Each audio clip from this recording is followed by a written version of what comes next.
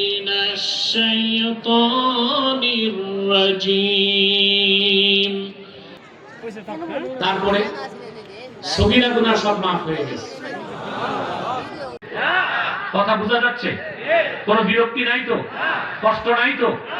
তারপর কিছু লোক দাঁড়ায় আছে, এরা বসবে না, এদের ঘোড়া রোগ আছে,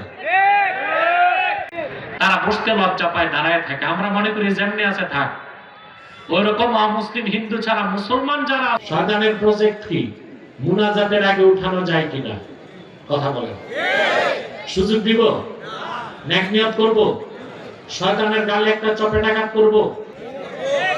আমরা নিয়ত করছি কিছুক্ষণ পরে আজকের মুনাজাত করে গুনাহ মাফ করে নিষ্পাপ বেহেশতি আল্লাহ ওয়ালা হয়ে বাড়ি যেতে চাই। কারা কারা হাত তুলে আল্লাহকে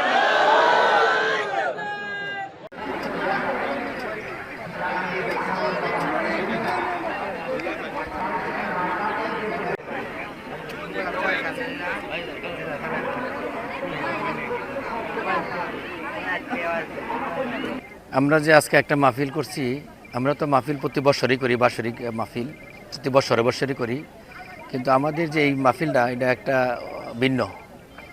কারণ অর্থটা একটাই, যেন আমাদের গ্রাম অঞ্চলে যে মানুষের যুব সমাজ যারা আছে বা আমাদের যারা সামাজিক আছে, তারাও যাতে এটা ভাবে যে না, শহরের মতন এই গ্রামও কিছু বড় ধরনের কিছু করা সম্ভব। আর যুব সমাজ যারা আগামী দিন যারা করবে, ওদেরকে একটু উৎসাহ দেওয়া।